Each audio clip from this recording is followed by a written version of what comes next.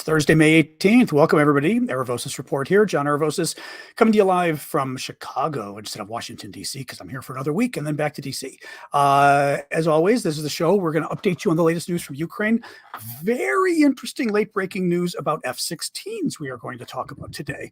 I was planning on talking about them anyway, and then this news broke that's just fascinating and maybe answering some questions, maybe opening more questions. I don't know. In any case, that'll be our big topic today. Lots of other news as well. Let me get TikTok rolling first on my iPad. And then, as always, we're going to wait 2 or 3 minutes for folks to come from TikTok and YouTube and Twitch and everywhere else, because it always takes a minute for folks to get here once they get the notification. So, boom, there's TikTok. All right. And introduce yourselves while we are waiting. But as I said, got a full show today, but especially the F-16 stuff is absolutely fascinating what's going on with that. So anyway, hello all. Hello, Newfoundland. I learned to pronounce that correctly once. I don't know from who, from some Canadian actually who was from there, who was an excellent skier, by the way. We met when I was on a congressional delegation in Kananaskis, and he was one ridiculous skier, scary. But very cool. Anyway, I got to go skiing and out there in Banff, which was really neat. So that was quite fun. Oh, Australia. Nice to see you guys. We sort of, the time changes or the hours are always difficult for you guys. It was Andrew. I forget. Are you there as well? Andrew Bradley? I see an Australian flag and a kangaroo coming up for you. So I'm going to take that as a yes. Woo! Anyway, folks, so welcome. As I said, we're going to wait, 2 minutes or so for folks to arrive. So, Paul is saying hi to Newfoundland or hi to Newfoundlander from Nova Scotia. We'll pass from Facebook over to TikTok on my iPad. Excellent. Yep, still can't do my scrolling screen because TikTok's evil. That's okay. I'm buffering. Well, what do you do? Nothing I can do about it. Well, unless it's really buffering. A number of you guys let me know. I can always reboot TikTok if it's being evil. Still buffering? A number of you guys? TikTok's having an issue with the connection here. All right, let me reconnect on TikTok. Hold on. I'm going to reconnect TikTok. You guys are still here. TikTok's being evil. All right. Live. Boom. Reconnect the live, baby. Actually, I'll make sure the connection's right, although the connection should be right anyway. Hang on.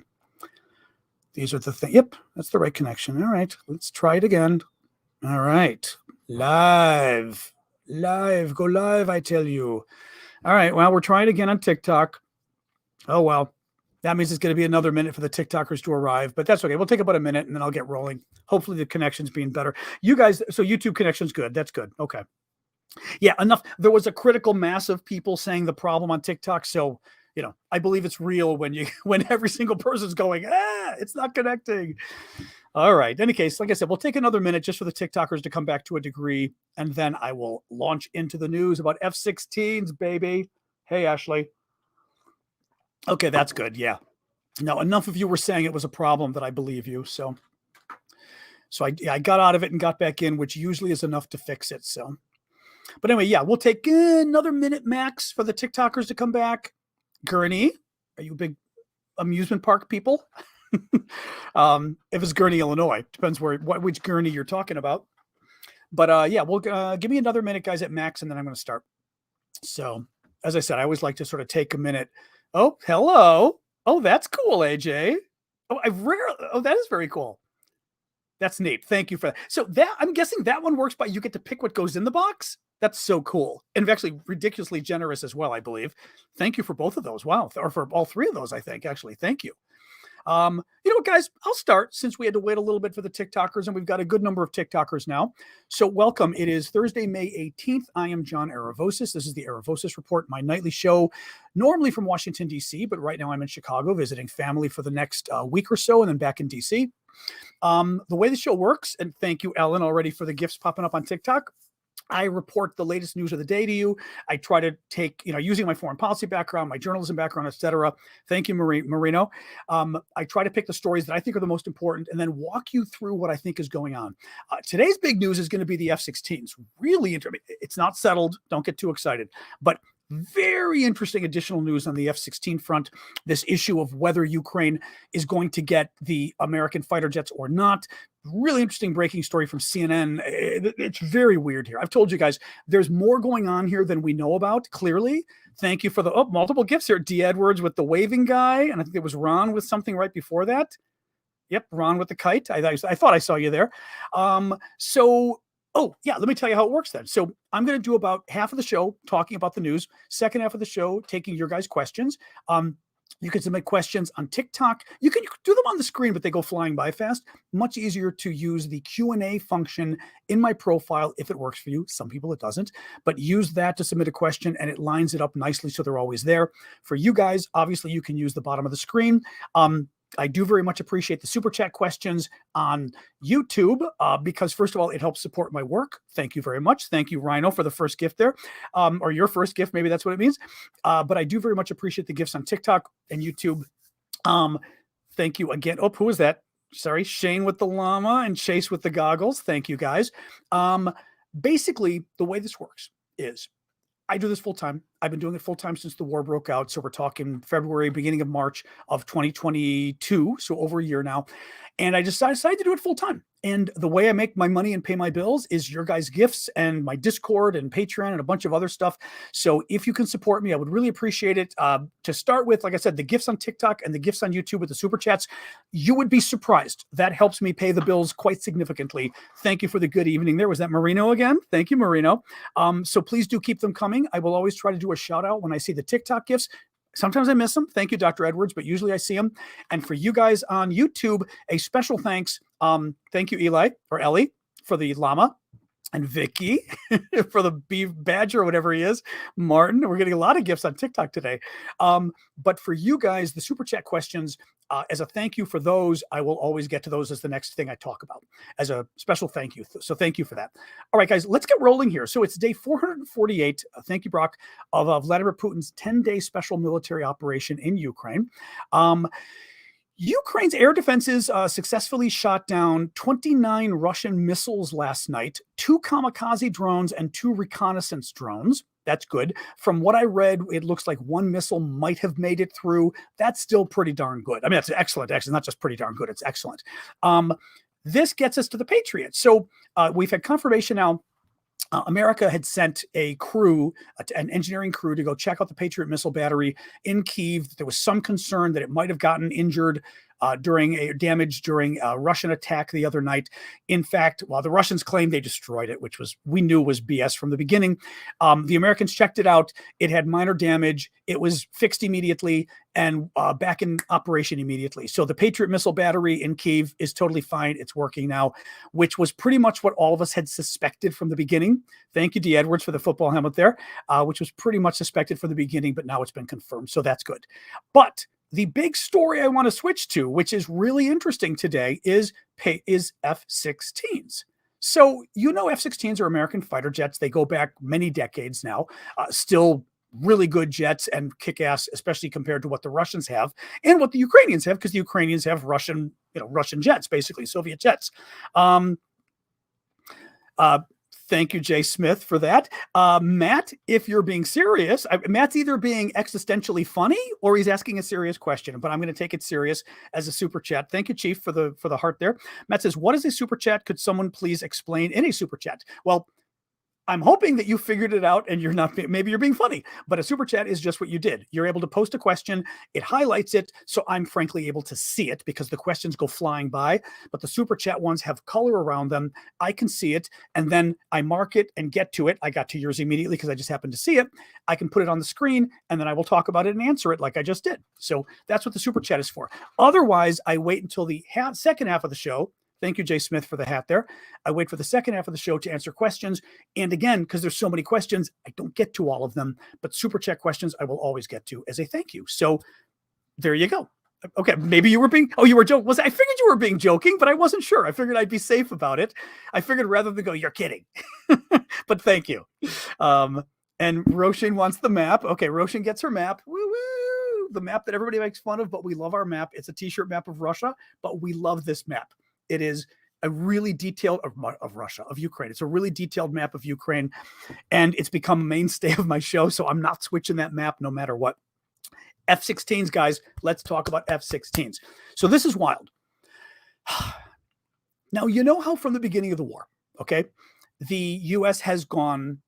Well, it's kind of funny, actually. There was a discussion today on Twitter between General Hertling, who's a former American general who I really like a lot. Thank you, Happy Beach, for the heart there, who I really like a lot, and Adam Kinzinger, who is a Republican congressman. Thank you, Jay. Former Republican congressman, very conservative, but very good. He voted to impeach Donald Trump, very outspoken. Thank you, watching, and very supportive of Ukraine. He's now retired. Kinzinger was talking with Hertling was saying how great the Biden administration has done, how many weapons have gone to Ukraine. And Kinzinger responded, and hang on a second, who was that? Oh, Mads or Mads? Mads, I'm going to say. That was Mads. Thank you, Mads. Kinzinger responded by saying, yes, Biden has done a lot, but it seems like he is doing everything he can to basically cause a tie between Russia and Ukraine so that both sides are forced to negotiate. You will recall this is something I've been saying for months, and I still think I'm absolutely correct about this. Thank you, Vicky. What is interesting about this, though, is clearly the Biden administration, they're either getting dragged kicking and screaming or they're just slowly moving. Thank you, TikTok novice, for the llama there. They've either been dragged kicking and screaming or they're slowly moving to the realization that Vladimir Putin is never going to negotiate away this war. Putin is going to fight this until the last Russian. And we have a choice in the West and we have a choice in America between A, do we want Ukraine to lose or do we want Ukraine to win? Which is it going to be? But those are the only two options at this point. We are not going to have a negotiated settlement at this point because Russia will not accept it. So what's happening is, as each step comes along, I think this is what's been going on with Biden. He's been like, it's like peeling an onion, though, that he's been slowly realizing that Putin isn't going to come along. And I think he kept thinking, I'll give a little bit better weapon, a little bit better weapon, a little bit better weapon. And each step of the way, it would somehow force Putin to eventually say, okay, I can't fight anymore. Well, that's not what's happening. What is happening now, and we've seen this with all the weapon systems, right? No HIMARS, HIMARS. HIMARS 1 a month, then 2 HIMARS a month, and then we're up to 20 HIMARS, right? No tanks. Now we're giving them tanks. Of course, our tanks haven't arrived yet, but and each step of the way, right? Stinger missiles, yes, Stinger missiles. No Patriot missiles, yes, Patriot missiles. Now we're at F-16s. This is the big thing. I don't think it gets much bigger than F-16s. Certainly, Ukraine wanted long-range missiles. U.S. isn't giving them. The Brits are, and the French are. That's good. And now it looks like the Norwegians might be as well. America's not. Let's get back to the F-16s, though. So the F-16s, Ukraine's been wanting them. Ukraine said yesterday, I think they'd be happy with maybe 25 to 40 of these F-16s. U.S. has said, no way. The U.S. all along has said it would take 18 months to train the Ukrainians. We're not doing it, blah, blah, blah. Lots of reasons, but no good reasons. Because a lot of people were saying, do you really think it's going to take the Ukrainians 18 months? Really? With the way they learn stuff, really? Well, CNN just reported, I'm just going to read you this paragraph from CNN. Literally right before the show came on, I was looking and I went, The Biden administration has signaled to European allies in recent weeks that the U.S. would allow them to export F-16 fighter jets to Ukraine, sources familiar with the discussion said, as the White House comes under increasing pressure from members of Congress and allies to help Ukraine procure the weapons. While the U.S. remains reluctant to send any of its own F-16s to Kyiv, U.S. officials told CNN that the administration is prepared to approve the export of the jets to Ukraine if that is what allies decide to do with their supply. That is huge news. It is also, in a way, not surprising, but in a way surprising. What I mean is, I don't know what's gotten the Biden administration to change their mind on this. I think it's because they realize Putin ain't going away, right? Putin is not going to negotiate, as I said. And literally, the choice isn't going to be, hey, can we force Ukraine and Russia to negotiate a settlement? I think they're starting to realize Putin is in this to win. And either Ukraine wins or it loses. And we cannot afford, Ukraine cannot afford, the West cannot afford, Europe cannot afford to have Putin win this war, okay, in a European country. And as we've talked about before, the precedent that Ukraine losing would set for nuclear proliferation around the world because Ukraine had nuclear weapons. Ukraine gave up its nuclear weapons. Thank you, Janice and Chief, both for the gifts there. Ukraine gave up its nuclear weapons, and had Ukraine kept its nuclear weapons, guess what? Russia wouldn't be touching it had they kept the nuclear weapons. And secondly, we would have been in there like gangbusters stopping Russia from the beginning if Russia hadn't itself had nukes. And the lesson to the rest of the world is, if you've got nuclear weapons, don't give them up. And if you got nuclear weapons, you can push anybody around you want. Well, within reason, let's face it. I mean, Russia's paid a pretty steep price for this. Fair enough. Thank you for the hat there, Diesel. So let's get back to this. So I've been saying for a while now, including yesterday. Remember yesterday? I think this it may answer the question finally to a degree. Yesterday I said this doesn't make sense. Why is remember yesterday I announced. I didn't announce. I mean, I told you guys the news. Thank you, Bax, for the falling gold. I always think they look like chips, but they're gold. I think they look like chips though. Yesterday I said this doesn't make sense that the Brits and the Dutch got together and they announced a coalition to help get F-16s for Ukraine and get the training and everything. And I said, if the U.S. opposes this, and the U.S. was asked on Monday, okay, folks, we're talking 3 days ago, the White House was asked, have you changed your position on giving F-16s to Ukraine? And the White House said no. And I said, okay, then why are the Brits and the Dutch rabble-rousing about getting F-16s? They wouldn't, my take, they wouldn't do that to the U.S. unless the U.S. told them privately, go for it, right? It would be embarrassing to the U.S. if the Brits were to say, no, you should, mind you, F-16s are American weapons. For any European country to give its F-16s to Ukraine, the U.S. has to approve it. You cannot, when you buy weapons from a country, that country has the right to tell you yes or no in terms of you transferring that weapon to any other country, because obviously you want to be careful how your weapons proliferate. So the Brits would have checked with, or not the Brits, any European country that has F-16s, the Brits don't, would have checked with the U.S. first. And why would the Brits rabble-rouse on this anyway? Why would the Brits sort of push the F-16 issue so publicly if America were against it? I don't think they would. What I mean is the Brits are good allies. We are the closest of allies, the U.S. and Britain. They're our closest ally. I assume we're their closest ally too. They're not going to jeopardize that by basically saying, we're going to cause trouble publicly for you and embarrass you, Biden, by trying to pressure you. They wouldn't do that, I don't think, politically. Thank you, Dak. This kind of answers that question. The only and actually, I did say this previously. I'm sure I did. Thank you again, Dak, for the heart. I think I said previously that the only way Britain and Holland would do this is if they were told privately by the U.S., it's okay, go ahead. And I think they were. Thank you, Lori, for the heart there. So I think, as the CNN just confirmed it, assuming the CNN story is true, fair enough, right? Thank you, Fitz. You guys love that little heart with the arms on it, don't you? I'm laughing because it's just like, thank you for the glasses there too, Marcy. It just makes me laugh. I think that thing just came up the other day too. Thank you, Sarah, for that. Was that Sarah? And then Morris with the rock and roll. Thank you, Morris. And Ellie. Thank you guys on TikTok today. You're being very generous. I appreciate that. Because seriously, the gifts really do make a difference in terms of income and being able to pay the bills and stuff. So I very much appreciate that. They're cute and they're fun, but they actually help. So thank you. Magical and Chip both there. Thank you guys. Oof. And Flower Lady, of course, with the beautiful Flower Island. Thank you for that. So I've got more on F-16s, but this is great. Thank you, Lori and Luke. So a little bit more here. Additional story that pops up. Thank you, Lee, for that. Sergeant Pepper for the hot dog. Yahoo News reports today. Hey, Otan. Sorry, Otan Bot's coming late from Norway. Welcome. Yahoo News reports today that they got their hands on a, I'm sure, classified assessment. Remember those 2 Ukrainian pilots who were sent to the U.S. And remember, actually, we got this one right too. We were talking about how they weren't being the U.S. didn't say they were being trained to fly F-16s. We said they were being tested on F-16s. And remember we were saying, what does that mean? What do you mean you're testing them on F-16s? And what I had thought, and I think a number of us had thought, was, thank you, Kanowski, for the little lock and key thing.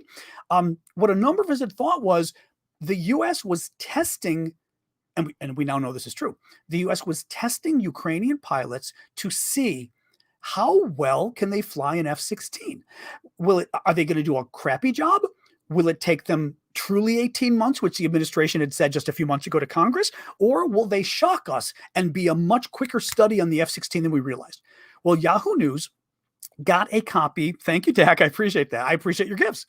Thank you, Magical, for that. Yahoo News got a copy of the internal Pentagon memo that was assessing how these 2 Ukrainian fighter pilots did on the F-16. And guess what? They did amazing. They shocked the trainers. They had trainers, of course, no surprising. U.S. put I think 4, it said, of its top, people that no F-16s. And to train these guys, not to train them, but to test them out. And they tested them on a lot of different things. Like, for example, one of your engines burns out was one of the tests. I forget. The other one might have been you're in a free fall or something, and what do you do? A couple different things. The Ukrainian pilots did apparently an amazing job. They did so well that what the memo concluded was, instead of the 18 months of training that we told Congress the Ukrainians would need to fly the F-16s, they only need 4 months of training. That's it. They did find, the one negative they found was the Ukrainians were having a hard time because the F-16s are so advanced that there's a ton of interface. It's a computer. I mean, I've never been in one. I wish I would love to, but there's a computer interface and everything that there's so much of the, they said, okay, but it said, sorry, it's one engine. It basically said if the engine goes out, what do you do? So that I said one engine. I should have said the engine. Yeah. Thank you, Dak, for the superpower. The what they did find was the computer interface and stuff. There's so much English involved, English language, that the Ukrainian pilots were having a bit of an issue understanding what the screen was telling them. But they said they also, in just the 2 weeks they were doing this, they advanced so quickly in their English that they were confident that the Ukrainians would be fine with this. So that's pretty wild. Okay. And again, what's interesting with this too, it also takes a peg out under the Biden to the degree that I'm telling you, I've worked in politics for 30 plus years. There is a push me, pull you going on in the Biden administration. I have said this from the beginning. There is this, right? Help Ukraine. Oh, be afraid of Putin. Help Ukraine. Be afraid of Putin. It's like the two little devils on your shoulder, the devil and the angel. And the devil keeps going, be afraid of Putin, right? And the angel's going, help. And they clearly Biden's got multiple people in his ears, which makes sense as a president anyway. But I think he goes back and forth a bit. And clearly the better angels are now pushing on F-16s. I think this report going public may not have been, let me put it this way. The Yahoo story today, thank you, Erdvig. The Yahoo story today could have been an effort to pressure Biden, or it could have been an effort to back Biden up. Meaning, thank you, Louis, it backs Biden up by, we now hear the story that the Biden administration has said that our allies can provide F-16s if they want. We'll give them permission, right? U.S. isn't going to do it, but the allies can. This study backs Biden up on doing that because now it takes away an excuse for not doing it, which is 18 months of training. Now we know it's only 4 months of training. It also potentially, that study was leaked in order to pressure Biden, because it could have also been somebody leaked it to take away one of the reasons that the administration was kind of being reticent, saying, oh, training will be so long. Now the administration can't use that excuse anymore. Like I said, I am still, and I mean, I'm very good at this. I am unfortunately too good sometimes at reading presidential administrations, and it pisses people off because people who like Obama, like Trump, like Obama, Biden, whoever, get a little mad at me because I'm able to see when something's going wrong. And I'm telling you, there's been this little bit of, maybe not confusion, maybe the word is dissonance I'm looking at in the Biden administration. Hang on. Oh, Diesel. Thank you, Diesel, for the heart there. A little bit of dissonance, a little bit of right, pulling back and forth. Thank you for the llama. Any case, this is great news. I mean, this is great news. Again, it's weird. It's a little weird. By the way, let me say one more thing. In the today, Norway, I believe, Otan Bot, I say you're here today. Norway came out today, I think, and said, we've got F-16s, but we're not going to be giving any of our F-16s at this point.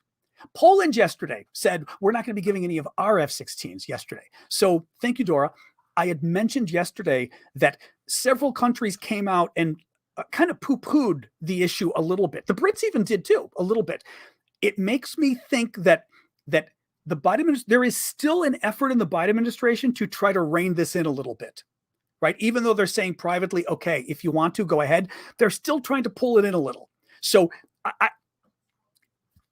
this is really good. Maybe it's 85% done. Maybe it's 90% done, but I don't think it's 100% done. I think my concern is there's still a little reticence or something that we are going to need to overcome. And I think it's going to happen with political pressure.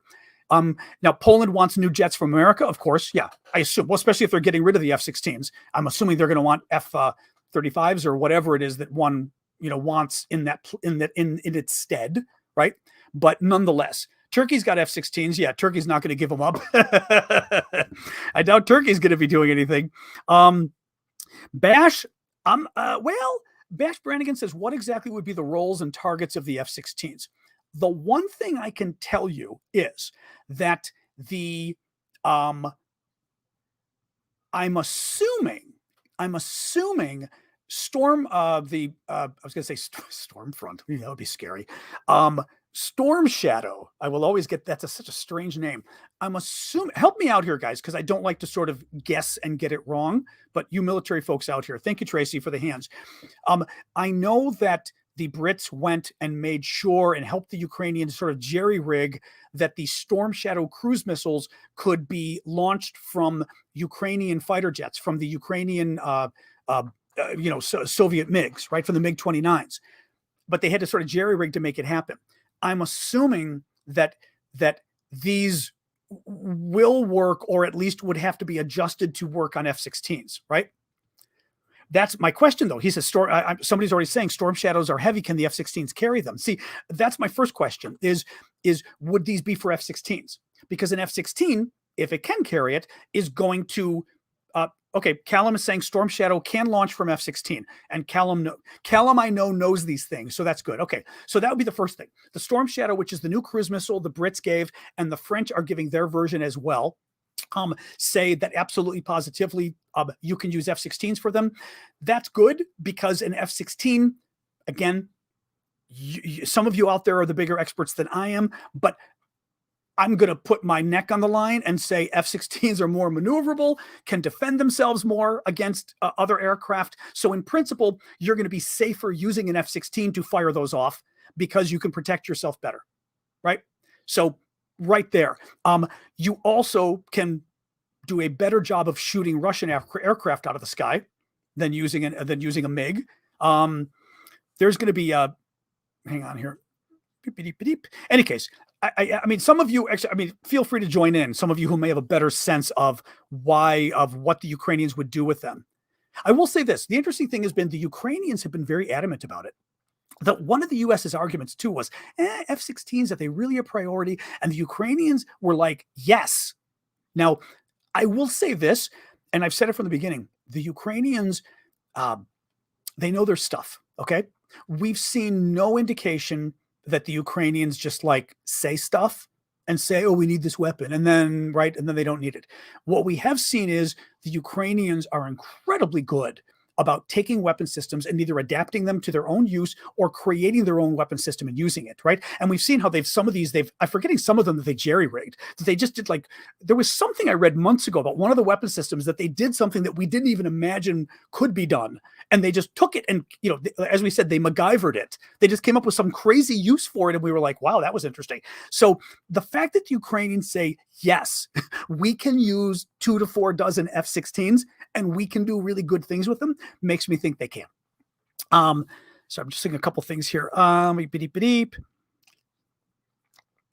I saw that. I saw the Flint. I did see the thing.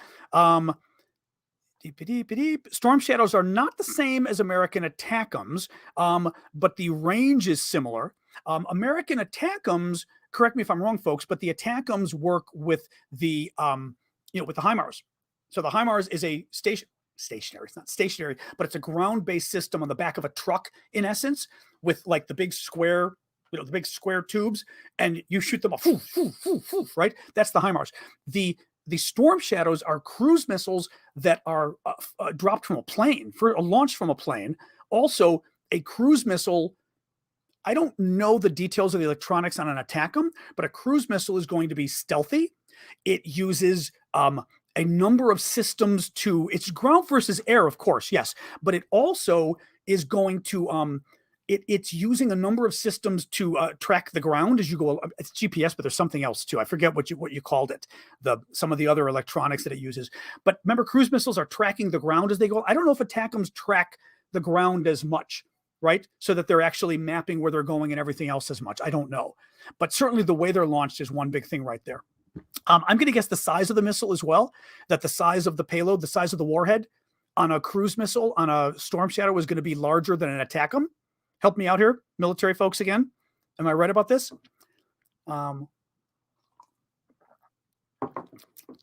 They're yeah, the cruise missiles are radar, GPS, and satellite guided. Okay. Yep. Yep.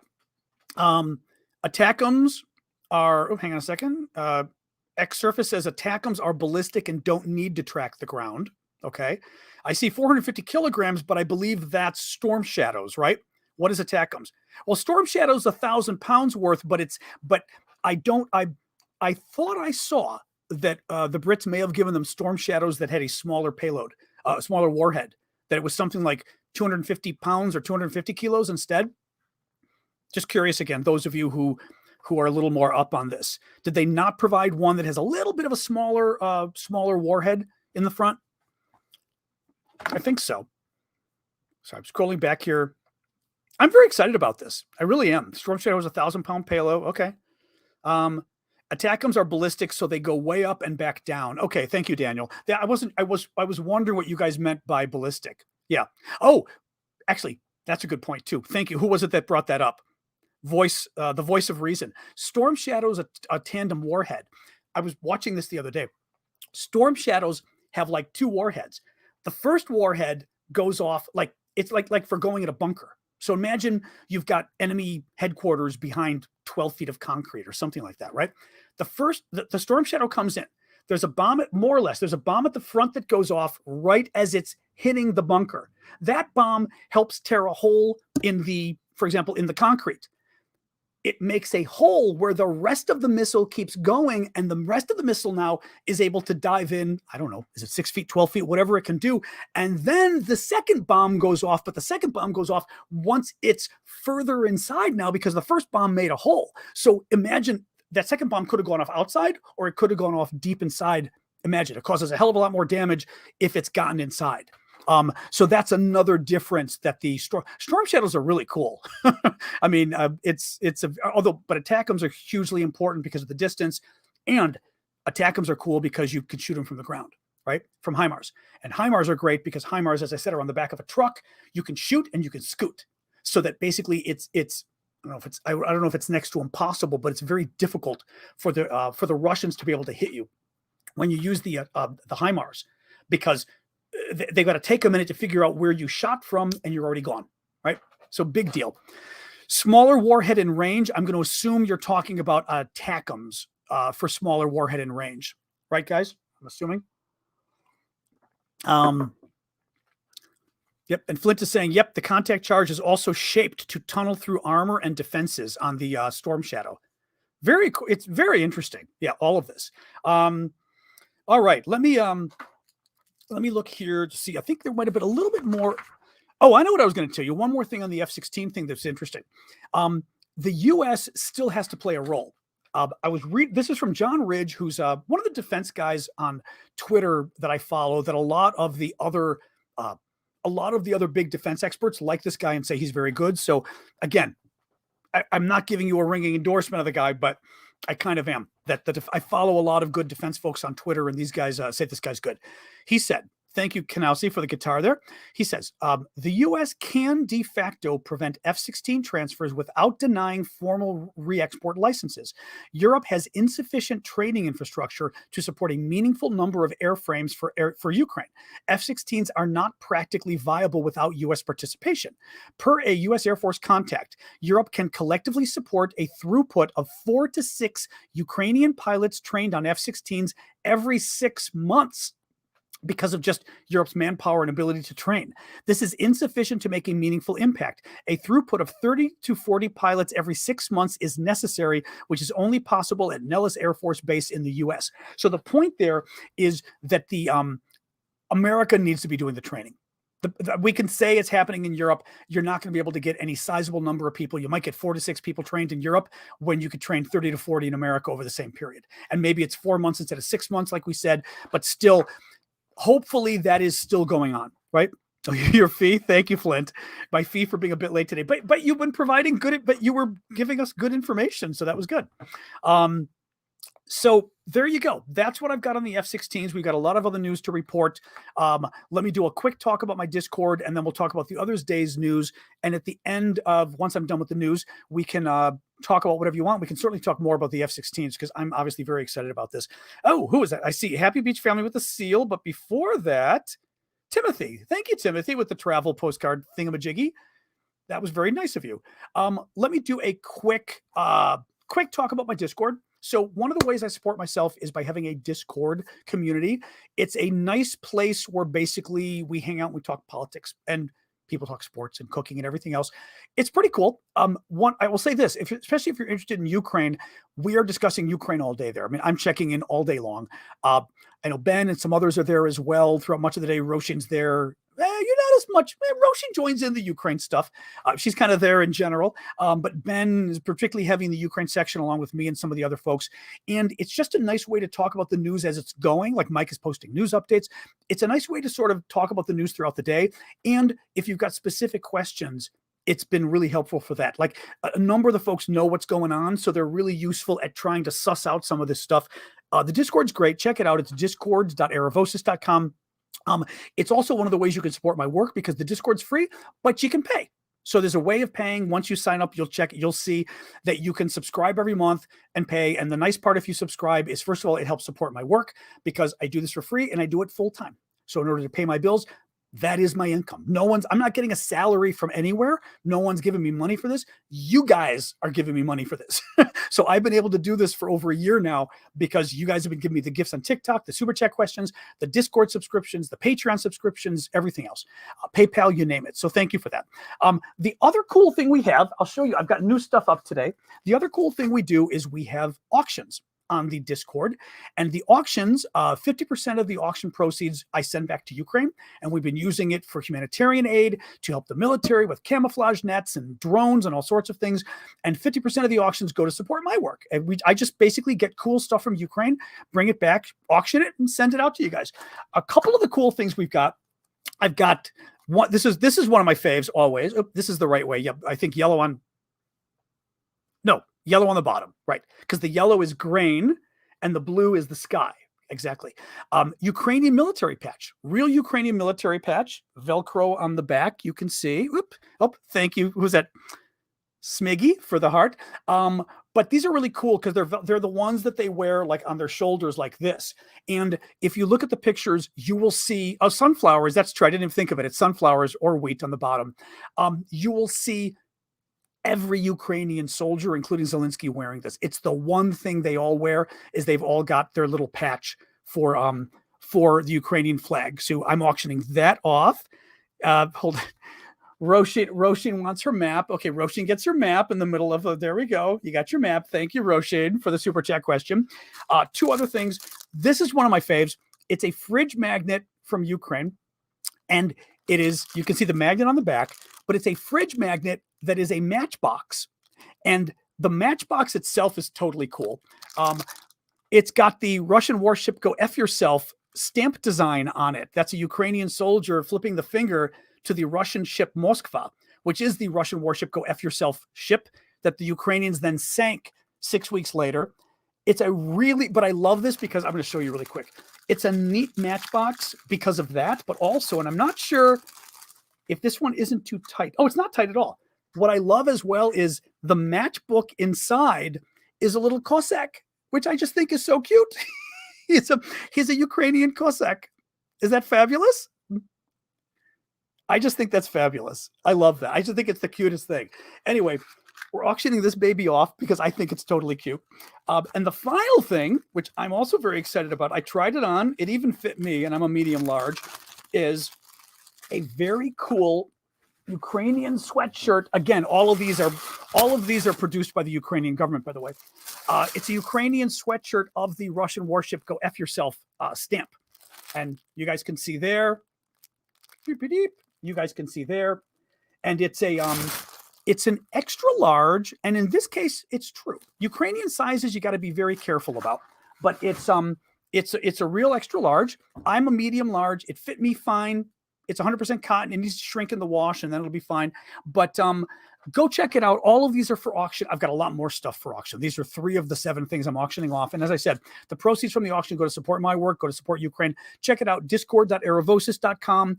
And I would appreciate it if you could help out.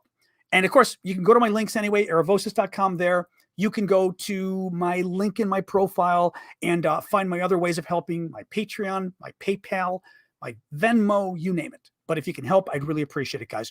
I'm between a medium and a large is what I mean. And that size is an extra large. It was big on me, but once it went through the wash as a sweatshirt, it would be fine.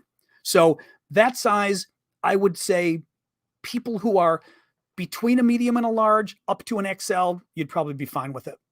All right. More news. Reuters. This was interesting, actually. The Pentagon overestimated the value of the ammunition, missiles, and other equipment it sent to Ukraine by around $3 billion with a B. What that potentially means is that potentially means the hang on a sec. That Biden has another $3 billion with a B, $3 billion left that he can send to Ukraine. Because if he was authorized to send X amount and he thought he sent 3 billion more than he did, it means like, here's the amount he can send. He thought he sent this much. Now he's finding out it's actually this much he sent because there was a 3 billion error. It means he's got another 3 billion he can send, which is huge. Congress may not like that. Let's see what happens, right? May not like it, but we'll see, because they may think he's playing games. Well, the Republicans will certainly think he's playing games, but let's see. Norway, this was interesting. This was strange news today. Okay. Sorry. Flint is putting up a super chat question for the map. You get your map, Flint, for that. There you go. Thank you, Flint. You see, but the problem is I'm not really talking about individual cities much today. So the map has not been as helpful, shall we say, but thank you for that. Listen to this. Norway, it was announced today. And I even went and checked out the Norwegian government website to make sure the people I was reading were getting the story right. Norway's Ministry of Defense put out their statement. I read it, had Google translated. It translates it really well. Google Translate, by the way, has gotten really good. I mean, excellent translation of this. And Norway is going to deliver, and here's what the Norwegian Ministry of Defense said, 8 long-range M270 MLRS to Ukraine.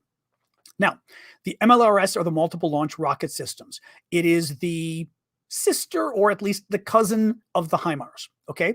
Same thing. I mean, it's just the same thing as the HIMARS in many ways. It's different, but you get it. It's a system that can shoot rockets nice long distance if we give them rockets that can go that far. Thank you, Dom. I was in Wisconsin I'm from Illinois, but I was actually finally went to Milwaukee for the first time in memory last summer and did the Frank Lloyd Wright tours in the area, Racine and everything else. I like Milwaukee. I honestly had no memory of it at all, but it was nice. I liked Wisconsin. And went to that cheese castle, a little overpriced, but it was very fun. Listen to this. So the Norwegian Ministry of Defense is saying that they are sending long-range multiple launch rocket systems to Ukraine. What is interesting about this is that they are saying long range. Thank you, Jens. I wasn't sure how to describe it. Okay. That they're saying long range. These rocket systems have a range, so to speak. But what really affects the range is the munition you put inside. Okay. So the MLRS, like the HIMARS, I like to compare it to a gun. Okay. It's a weapon, but it needs ammunition. And depending on the ammunition you give, maybe it can shoot 50 miles, maybe it can shoot 100 miles, maybe it can shoot 200 miles, right? It just depends on the ammunition you put in. So far, the U.S. has been putting in ammunition or giving ammunition to Ukraine for the HIMARS that can only go around 60 miles or 100 kilometers, okay? Thank you, Martin, for that. That is why it was such a big deal when the Brits said, and then the French as well, that they were going to be giving cruise missiles to Ukraine that can go 200 miles or 300 kilometers, which they did. They got the British missiles and started using them last week. The French are coming soon because we were giving a smaller round. So when the Norwegians say we are giving, thank you, Flint.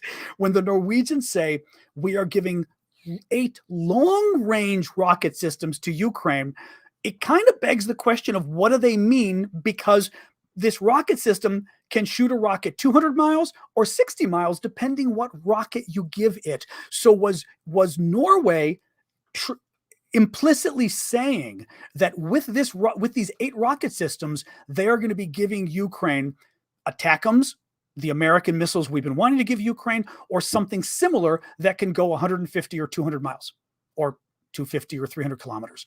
That's my question. I don't think the Norwegians spoke out of turn. And mind you, it's the Ministry of Defense, so they're very careful what they'd be saying. Why would they mention long range? Why would they say it unless they meant they were giving some rockets that can go the long distance? And if they are, that's huge. That's huge. So anyway, I don't think any of us know the answer yet because Norway hasn't said anything else. But as I said, I went to their website, the Ministry of Defense's website. They're the ones who said long range. Again, what is good about this, and by the way, this whole thing with the storm shadows really broke things open, because now we've got the British cruise missiles. Then we've got the French cruise missiles that can go the same distance, right? Now we've got the US talking about F-16s from the Allies. Now it sounds like Norway may be giving long-range rockets with their rocket system. So all of a sudden, the Brits, God bless you, helped break this taboo of sending rockets or sending systems that can go further than 60 miles. It's great. It's absolutely great. Really amazing. Anyway, a few more stories. Sorry, I know I'm going slow tonight. I knew we were going to, I even killed a bunch of stories, but I knew because the F-16 thing was so big. I'll go quickly through these. Bakhmut, there's no news from Bakhmut. The Ukrainians have made a little bit of an advance on the corners, sort of on the west side, I believe. The last couple of days, the Ukrainians they were making advances on the sort of north and south of Bakhmut. Now they're making some advance on the west. Good. No big change, but good. Turkey is upset that a U.S. warship, this was interesting. Turkey's upset that a U.S. warship visited Cyprus today. Cyprus is an independent country, island, south of Turkey, west of Lebanon, sort of southeast of Greece, okay, independent country, that the Turks invaded, stole a third of the island, and declared it as an independent Turkish republic. It's not. Only Turkey recognizes it. Greece didn't help because Greece had a coup that led to the Turks invading. So, everyone's got dirty hands as far as this goes. But the Turks have been forcibly dividing the island in half for 50 years, just like Berlin. Really, just like what the Soviets did in Berlin. Well, the American warship docks there today. The Turks are upset and saying, you're picking sides. You said you were going to be neutral.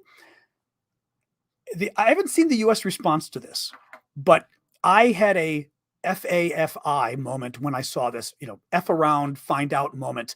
I wonder if the U.S. didn't go and intentionally, knowingly send our warship to Cyprus, knowing it would piss off the Turks, and knowing that it would make the Turks think we were taking sides, because we were trying to remind Turkey that all of these games you're playing with Russia and attacking the US and playing games with NATO and, basically being totally unhelpful, there is a benefit to being part of NATO. There is a benefit to being an ally of the United States. And if you want to be an ally of Russia instead, that's fine, but you can use Russian weapons instead. You can saddle yourself to the Russian economy instead of the American economy and the European economy. And you can have Russia help you with places like Cyprus instead of the United States. But when it comes down to it, if you're Turkey or anybody else, after seeing how poorly the Russian weapons have done and how well the American weapons have done and the European weapons, do you really want to saddle yourself up to Russia right now if you are somebody worried about your military, success and strength going forward? So I think the U.S. did this on purpose. Just my take. Airlines in Russia performed around 2,000 flights in 2022 on Western aircraft. In other words, Western aircraft the Russians refused to send back, which had expired parts on them. So 2,000 flights on aircraft from the West that the Russians were using that they wouldn't get back, where the parts were expired. It is the anniversary of the ethnic cleansing and cultural genocide of this is from Wikipedia, of at least 191,044 Crimean Tatars, which was carried out by the Soviet authorities from May 18th to 20th in 1944. We're talking a 3-day period, 48-hour period, May 18th to 20th. The Russians evicted 191,000 people from Crimea, the Tatars, and put most of them thousands of miles away in, was it Uzbekistan?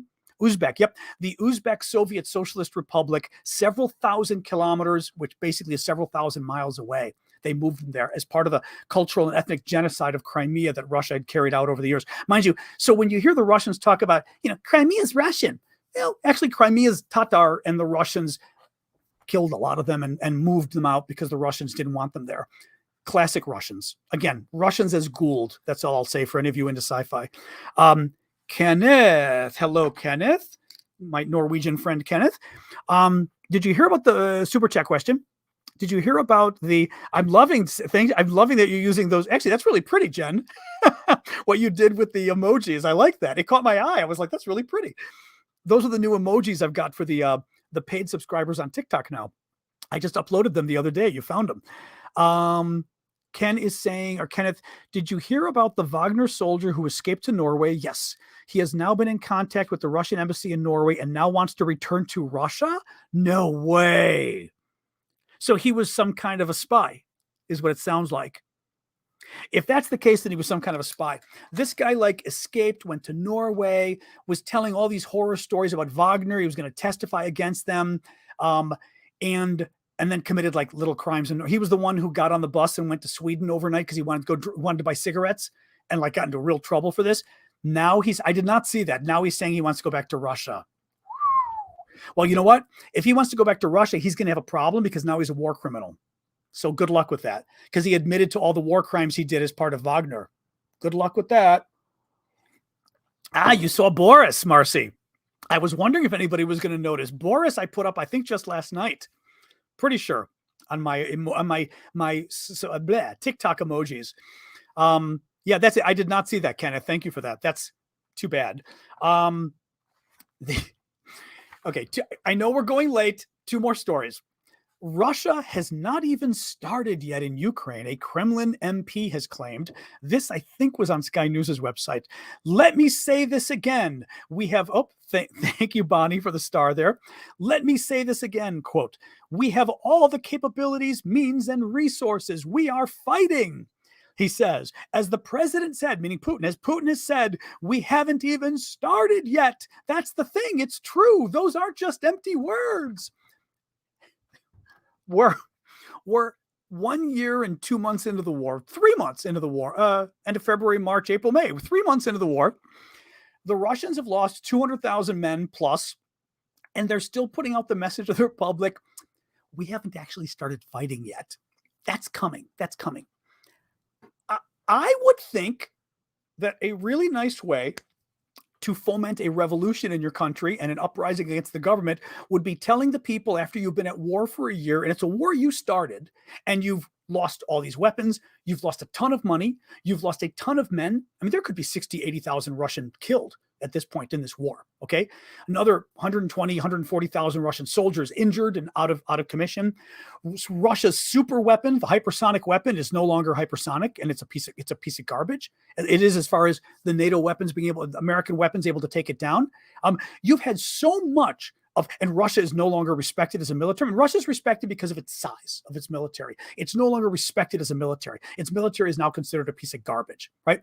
You did all of this for this war that now you're claiming you actually have the ability to fight more, but you just have chosen not to do it yet. But it's coming, right? That's malpractice if it's true. It's also a lie, of course. Finally, this story blew my mind. Russian students who wish to can now partake in the war in Ukraine as volunteers, or soon can, because a member of parliament has sent a proposal to the Kremlin that will let university students take time off in order to go fight in the war. This one, I'm kind of going, how many young Russian men are in college right now and saying, I'm in university, but where I'd really rather be would be dying in Ukraine, getting blown up by American weapons and Ukrainian military who are really pissed that I've been blowing up their moms, husbands, and children, that are wives and husbands and children. I think I'd like to put university aside and go get killed in Ukraine. What Russian's going to want to do that? Nonetheless, that's what they're doing. And finally, yes, somebody did mention it is Vyshyvanka Day. It is the one day every year when the Ukrainians celebrate their heritage of the Vyshyvanka, which is, I've got a ton of them in DC. I didn't realize it was coming up in April or May. I don't have them with me in Chicago, but they're the men. They're the traditional sort of beautifully woven embroidery that the men have sort of going down, and the women, it's often like a flowered circle going around like this. So those are the Vyshyvankas, and it is the day. So you will see a lot of pictures coming out of Ukraine of those today. Oh, hello. Matt is demanding the map. All right, map. Oh, I'm calling you Map. Okay, map. Matt wants the map. He did a super chat question. Thank you, Matt. Appreciate that. You're always allowed. You're allowed with a super chat. You're allowed. I was going to say you're allowed anything. You're not allowed anything with the super chat, but you are allowed the map. Flint Reed with a super chat question says, Putin had a body double as well at the parade, meaning I'm assuming you mean the parade in Moscow for May 9th. That means there were 50% more Putins than tanks there. Oh, that's funny. Because there was only one tank at the parade, but if there were two Putins, it would be double the amount. Yeah. No, it is widely rumored. It's widely discussed as to whether Putin has a body double, some guy he uses or guys to send around to appear at events. I will say I've certainly seen some events that do look like they're not Putin. There was one when Putin allegedly went, I want to say, maybe to Mariupol or somewhere. Remember, it was like about a month ago, and he was standing with a number of people outside. And first of all, Putin doesn't like stand with regular people. Putin has always got the military people behind him, and it looks like there's a green screen. Like, because remember, he's Mr. Paranoid. But he's with this crowd of people, and he's smiling and laughing and talking to them. And you're looking at this video going, when do you see videos of Putin going, right? Like, that's not Putin. I mean, like Ron DeSantis. No, but when do you see pictures of Putin going, you don't. Putin is always like he's got a stick up his butt. You're like, dude, laugh. It's like the stereotype men say to women. You want to kind of go, smile more, Putin. You'd be more likable if you'd smile more. This guy was Mr. Smiley and friendly and everything else. He looked totally fake. Didn't look like Putin at all. Thank you, Mustard. Appreciate that. I've sent you a couple I sent you some private messages, Mustard, on Discord, but I'm assuming you know that. Oh, there you go. Yeah. So Flint had the body double question. Yep. So very weird. Very weird. Let me jump to TikTok questions. Remember, on TikTok, you can submit questions for free via the Q&A link in the TikTok app. So go check that out. And then I will pull up Craig's. Oh, thank you, Ellie, for that. A little yellow star. Don't know, but we can undo that. Ashley got banned and muted from the live somehow.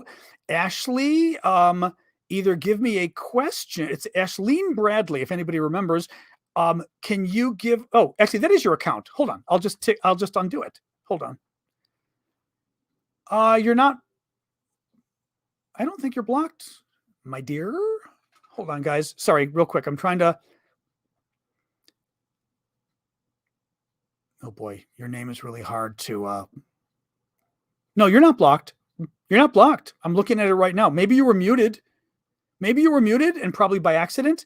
But hopefully that means, guys, can somebody check? Ashleen Bradley. Ashleen's account is. I mean, it's Ashleen Bradley 150, and then her account is actually XOX Chunky Girl XOX. But if somebody wants to look and just see, I'd appreciate that. Who's winning the war? Well, gonna be interesting. Look, Russia controls 17% of Ukraine, okay? Russia's controlling this. Russia controlled like 35% of Ukraine earlier in the year, last summer, I'd say. Remember, Russia had invaded. They were controlling this. They were controlling this. And the Ukrainians pushed them all the way back, including last fall when they pushed them out of here. Now Russia controls this more or less, the 17% of Ukraine. That's still pretty good, right? I mean, if you're trying to free your country, the fact that the other guy controls 17% ain't nothing. Russia has not been advancing very much. Okay. Yeah, Ashley, you were muted. You weren't banned. The mods say there was a little disagreement going on. I'm not really up on it, but I think in the future, if the mods say chill, just chill and you'll be fine. Put it that way. But you were muted. You weren't banned, so you'll be back soon. Sorry, made me forget what we were saying. Arg. hang on. I was answering real quick what we were saying here. Sorry. Callum, which I appreciate though, because the mod sent me a quick little update. Okay, now I don't remember. I hate that. Although I did need the update because I wanted to help you out there. All right, let me move on. I'm forgetting. Thank you for the 10 out of 10s there. Who is that? The judges. Bonnie, thank you. Craig is saying, I wonder if the F-16s have already arrived in Ukraine. I do wonder. Now look. Oh, the 17%. Oh, actually, I'm sorry. Yeah. Who's winning? Russia isn't winning. Russia does hold 17% of Ukraine. That's really good. It is not a stalemate. We know that. Ukraine has a lot of new weapons now. Ukraine will be using those weapons soon in the counteroffensive. Ukraine could get back a lot of its territory. Ukraine could get back all of its territory. I doubt it's going to get it all back in the counteroffensive, but could Ukraine get all of the territory back from the last year? Yeah. They might not get Crimea, meaning in this counteroffensive. Could they get a lot of it and not all of it? Yeah. But they're going to get a lot back. It is not a tie. And they're not losing, because if they were losing, they wouldn't be able to get any back. If they were tied, they wouldn't be able to get any back. They'd just be tied. So at the moment, Ukraine has the advantage. But let's see what happens once Ukraine does what it's going to do in the counteroffensive. And then I would say, let's also see what happens with the weapons. I think the big limiter, thank you, Paul, for the confetti. The big limiter for Ukraine has been aid, has been what weapons we're willing to give them. And it's been hard for Ukraine because we haven't been able to give them enough. We haven't been willing to give them the best weapons. And we gave them late. HIMARS came late. Stingers came late. Patriots came really late. We should have given the Patriots last year.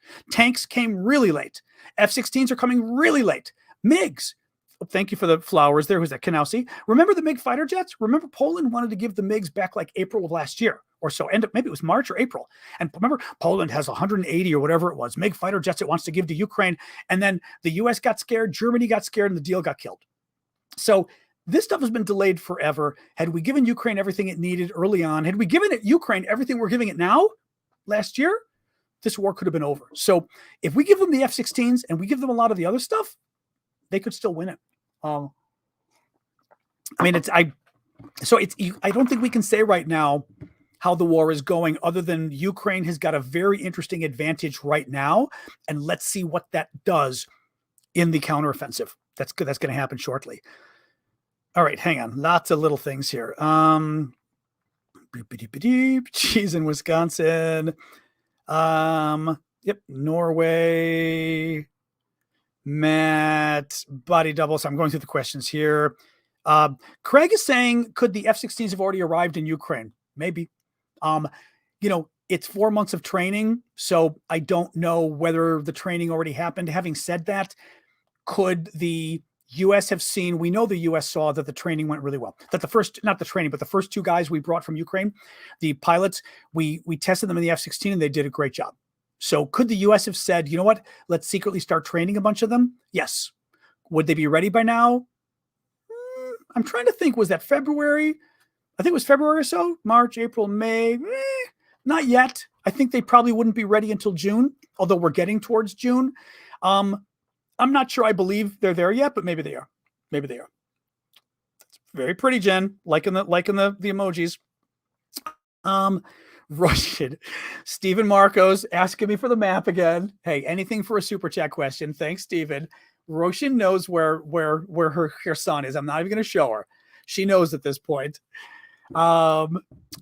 Cliff Wolf, a super chat question. Just for argument, when Putin explodes if Putin were to explode a nuclear bomb in Ukraine, what would be the first step confirmation meeting of NATO missile strikes inside Ukraine?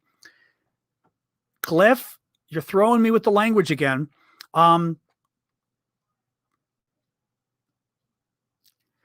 not sure what you're asking. If you're asking what would I'm not sure what the U.S. would do if Putin explodes a nuclear bomb. The military leaders who are retired say we should be attacking the Russian fleet in Sevastopol, for example. The Russians, big fleet is down here, right? It's Navy, that we should destroy it. The only thing is, you see those kind of comments on people who've left the military. You don't see those kind of comment. I'm not sure Biden would feel the same way. Thank you, Bonnie. I think Biden would be much more worried about what Russia will do, even if they use a nuke. The U.S. response would have to be huge. NATO's response.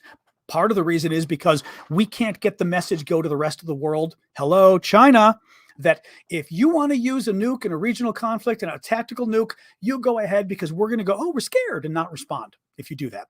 China does not need to get that lesson. India and Pakistan don't need to get that lesson. Lots of countries don't need to get that lesson. So we would have to respond in a big way. I don't know if we would use missiles. I think we would probably establish some kind of no-fly zone over at least the free part of Ukraine. We would say, that's it. You're not flying. You're not doing anything over this area. And if you do, we're going to knock out any of your systems that attack. We would have to do something pretty damn big, though. I'm just not sure what it is. It could be a no-fly zone, because what's interesting about a no-fly zone is it takes a lot of work, though, but it basically allows us to put the burden on the Russians. Okay. And what I mean by this is we would say, let's say Putin uses a nuke. We would say, okay, that's it. You used a nuke. You crossed the line. First of all, Ukraine would have to ask us to do this, but I'm just assuming Zelensky asks us. That's it. We are now establishing a no-fly zone over all of Ukraine. Anything that takes off in any Ukrainian airspace, anything will be destroyed by the U.S. military. If it is a plane, if it's a helicopter, if it's a missile, no matter what it is going to be destroyed. And if you shoot a missile into that territory, we are going to destroy whatever shoots that missile. So if you've got a Russian plane from 1,000 miles away that shoots it, potentially we're going after that plane. Or whatever it is. I don't know if we can go 1,000 miles. That might be a little far, but you get my point. But we would say, but if you don't take off in this area, if you don't shoot a missile, right, we're not going to blow anything up. So the only time that we are going to blow up Russians or blow up Russian equipment is if you take off and do something. You turn on your radar system, we're destroying it. You launch your plane, we're destroying it, right? You start shooting missiles, we're going to destroy wherever the missiles came from. But none of that will happen unless you, Russia, decide to do something first. So again, no-fly zones are more complicated than that, because you get into the issue too of whether the U.S. should, which typically we would do, whether we actually go and affirmatively destroy all of those surface-to-air missiles, radar systems, and everything else that potentially would be a threat.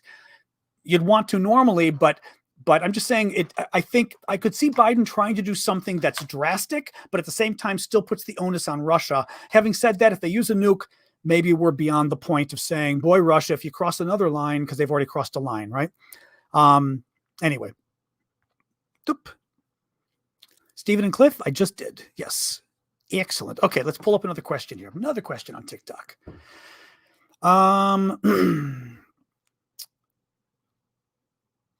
Yeah, apparently we're talking about the flanks around Bakhmut. Yeah, apparently from what I just read today, the Ukrainians were saying that they've done on the western side of Bakhmut, they've made some progress. North and south of Bakhmut, they made progress in the last week, but not necessarily anything inside. Inside, the Russians made some progress. It may not be, Amanda. I'm just saying, sorry, Amanda's saying she doesn't think the no-fly zone is enough of a response. It may not be.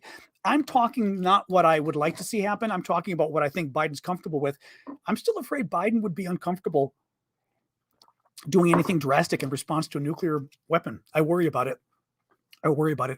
Hungary. Oh yeah, Hungary's mad. So I did miss the Hungary story. So Hungary is pissed because the Ukrainians have added one of their banks to a sanctions list because the bank is continuing to operate in Russia, the Hungarian bank, and it's somehow doing work that's recognizing the Ukrainian territories as part of Russia. Hungary's playing games.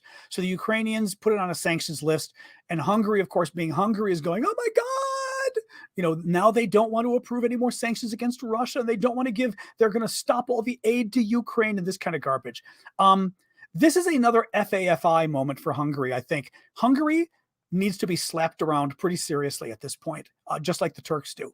Hungary needs to be told, if you don't want to be part of the European Union, then you go join the Russian Union. What was the Commonwealth of Independent States, or the CEE, whatever the hell it's called now, right? It was the Commonwealth of Independent States, whatever the hell they want to call themselves. It's this economic area of countries that you would never want to be in an economic area with. Russia and a number of the other former Soviet states that you literally would never want to. Sure, you can do business with them, but the idea of this being your alternative to the European Union is a joke. But you tell them, you don't like the European Union? You go join the Russians and their poor friends. You don't like NATO's military? Then you go join the Russian and you become friends with the Belarusian military and the Kazakh military and a bunch of these other militaries that can't do squat. Not to mention the Russian military, if that's what you prefer. You don't need help from the Americans. You don't need help from anybody. Great. Then saddle your economy to the backwards Russian economy and the backwards CE economy, and saddle yourself to the Russian weapons that don't work while the rest of us get bigger and stronger and more economically viable. But I'm telling you, and Turkey too. I really think the only way, I realize diplomatically, we don't want people leaving. You don't want it to be like Brexit, where people start to leave, and then it possibly creates more of an impetus for others leaving. So I can see why Biden doesn't want to do that. But I think to some degree, you kind of have to say, you know what? If you don't want to be here, there's the door. This is not Russia. You're allowed to leave, but you better be sure because honestly, he doesn't want to leave, and neither does Turkey. They're BSing us and they're bluffing us because they know we don't want them to leave. But at some point, we've got to be willing to say, you know what? You're not my boyfriend. If you want to go, bye-bye. I'll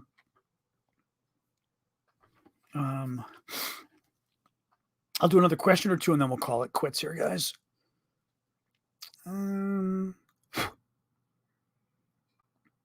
Beep. Let me see. Was there more? There may not be more questions here. Oop. I don't know. That's a funny, keep going, guy. Why do the Brits and Poles seem to move first on weapons? Why those two? Russia hates them. They hate the Russian. Well, I don't know how to phrase this. The Poles hate the Russians historically for good reason.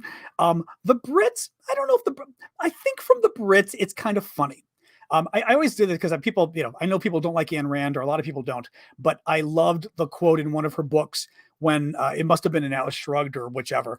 And one of the characters is getting very upset at her and saying, God damn it, why don't you tell me what you think of me? And she turns and responds, but I don't think of you.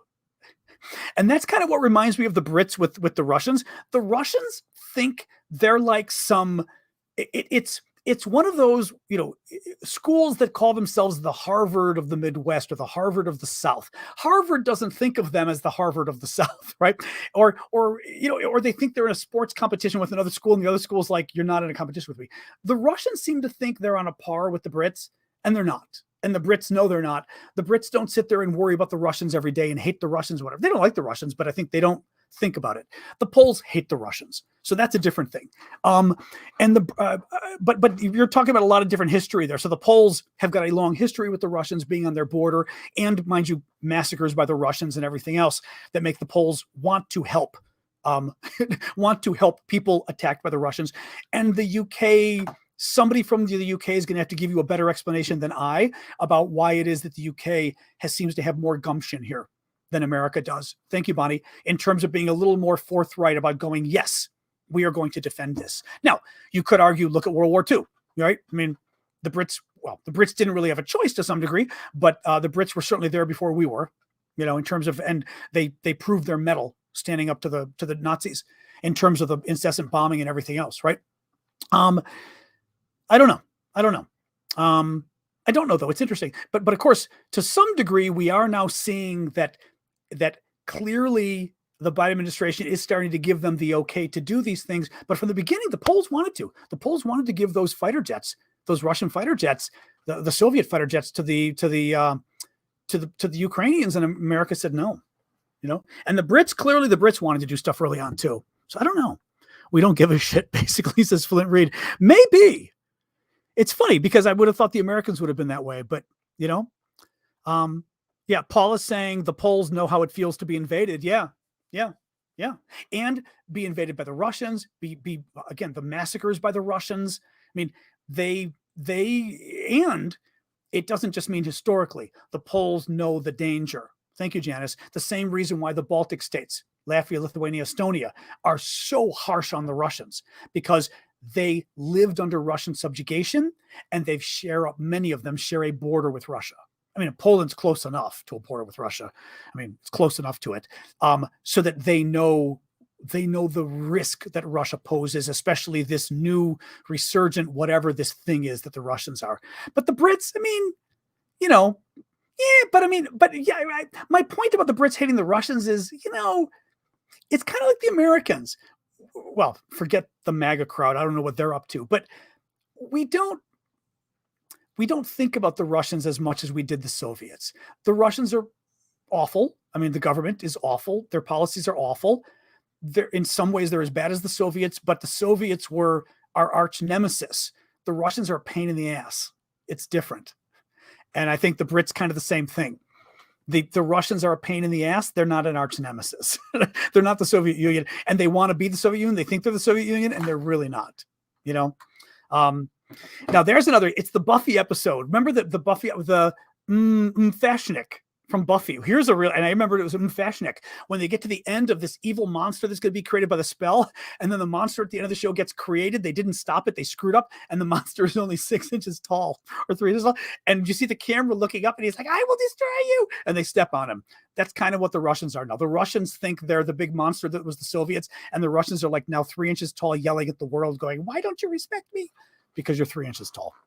All right, guys, I'm going to do a quick recap of the news, and then we're going to go, because it's already 20 after. We can go to the Discord for a few minutes. Actually, you know what we'll do? We will go to the Discord. I'm going to go put on a pizza. I will start the oven up right before I go to, or maybe I'll go to the Discord and run away for a sec so you know I'm there. And we'll hang out at the Discord for a little bit. And then I'm going to go have pizza with Mom. So let me do a quick recap, and then we'll go to discord.aravosis.com. Once you get there, sorry, Paul, I can't get to all the questions today. It's already 20 after. I want to get the Discord going and get my pizza going because I'm getting hungry.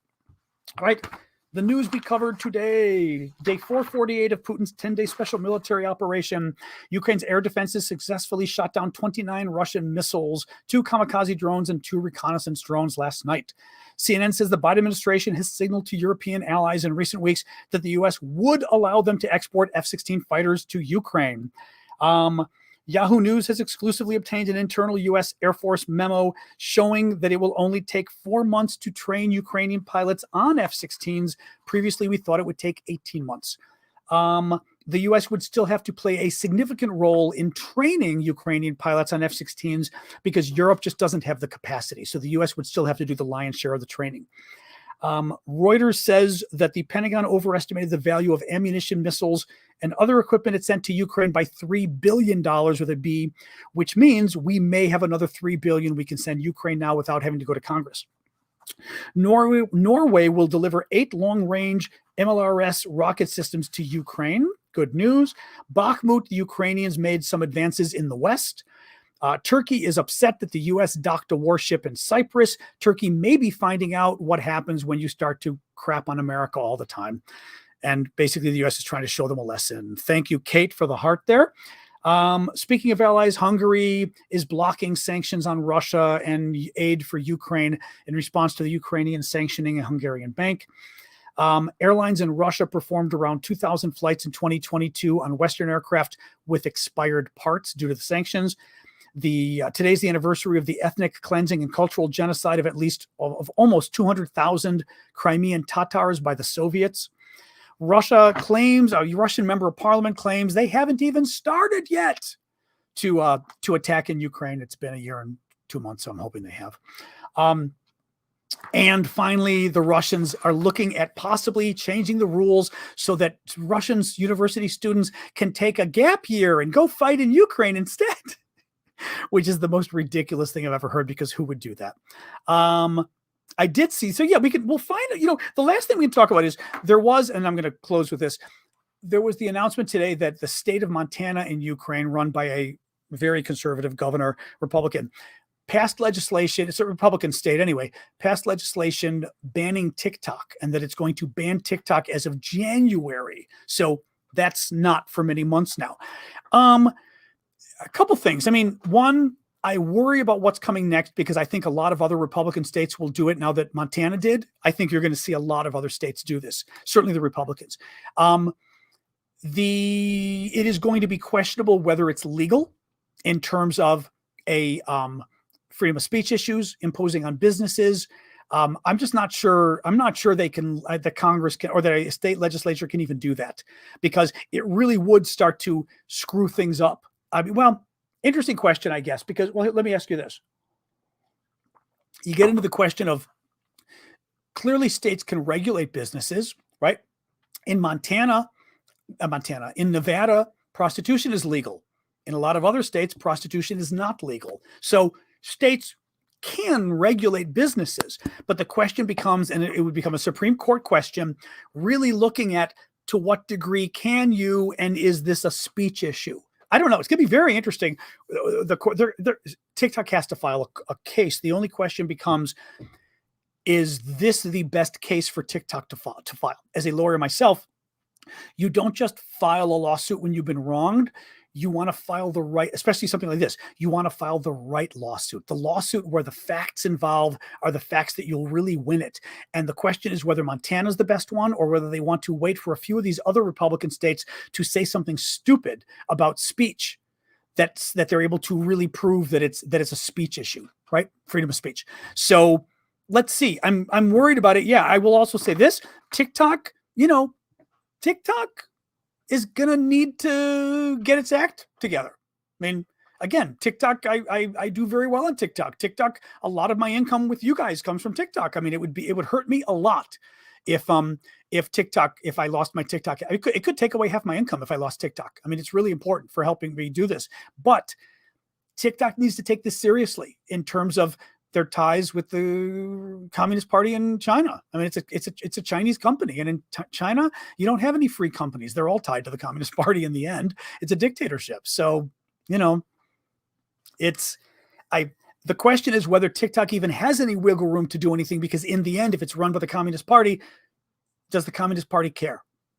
But I think they're going to have a problem. No, I mean, Republicans are being a little extreme, but at the same time, it's not a fake issue.